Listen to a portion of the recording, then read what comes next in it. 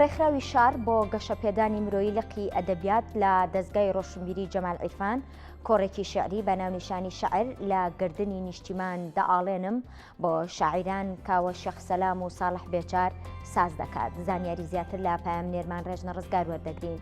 ڕێژنە سڵاو لێبێ. بەڵێ سوپاس سەوسان ئێمە ئێستا لە دەستگای ڕۆشنبیری جەمال عیرفانین. ئێستا لێرە کۆڕێکی شعری بۆ هەردوو شاعری خۆشەویست کاوەی شێخ سەلام و ساڵح بێچار ڕێکخراوە. لێرە چەند تێکستێکی شعر لەلایەن ئەم دوو شاعیرەوە دەخوێنرێنەوە. من گفتوگۆی زیاتر لەگەڵ مامۆستا ساڵح بێچار ئەنجام دەدەم دەربارەی کۆڕەکە و هەم تێکستە شعرەکانی مامۆستاگیان بە ئەرک نەبێگەر فەرمتێرە سوپاس دەکەم.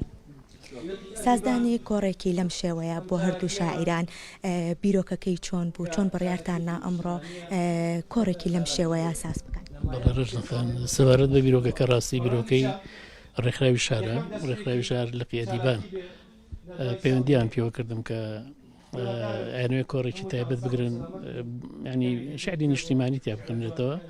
تەنانەتیان زۆر خەڵک کەم هەیە ئامادە بێت، ینی شعری نیشتیمانی بۆ شعری سۆزداری زۆرتە حازرن. من وتم بە چاوان ئیتر ئەوان ڕێکیان خست و هیواداریشین بەڕاستی لە ئاستی چاوەڕوانی و ماندووبوونی و بە ڕێزانیا بکە ئەرکیان کێشاوە بە ئێوەشەوە. مامۆستا چ شتێکی هاوبەش ئەمڕۆ ئەم دوو شاعیری کۆ کردەوە؟ ئاوەک لە وەڵامی پێشوە عەرزم کردی دیارە هەر تەنها ئەوەیە کە شعرەکان شعری نیشتیمانین یا شعرەکەن کە ئیتر بۆ هەناسەکاری نیشتیمان بۆ شەهید ئەوە نووسراون کە ئەرچیشی نیشتیمانی و ئەخلاقیە، ینی بەڕاستی بۆیە خاڵی هاوبەشمان ڕەنگە بە دەرەجەیەکە و خاڵە بێ. مامۆستا بێ لە شارە نیشتیمانیەکان چ تێکیستێکی تر یاخود جیاوازتر لەسەر بابەتێکی تر هیچ شتێک لەم بابەتانە پێشکەش ناکرێ یاخود تەنها شارەکان نیشتیمانین؟ ئەوەی کە من تێگەمەی مارێ شعرەکان زیاتر نیشتیمانی بۆیە هەر ناوی کۆڕەکە شەر وایە ئەوە پێم وایە چاوەڕێش من قڕوانە.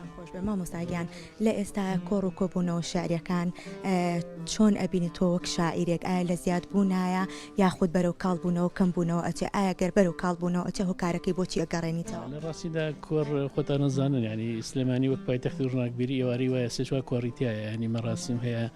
بەڵام کێشەکە لەوەیە بەڕاستی کۆڕەکان ئەوەندەی ینی لە چۆنەڵی چەندایەتیە زۆرن بەس دەوری چۆنێتیەوە کەمن، ینی کۆڕی جدی کەمە.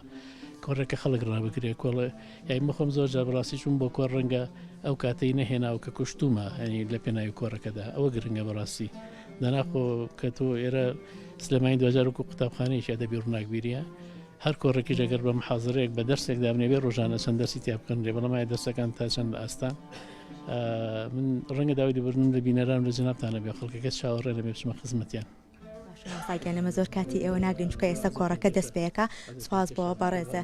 بەڵێ سەوسان ئێستا کۆڕەکە دەستی پێکردو و شاعیران تێکستە شارەکانیان دەخوێننەوە و من نەگەڕێمەوە لای تۆ.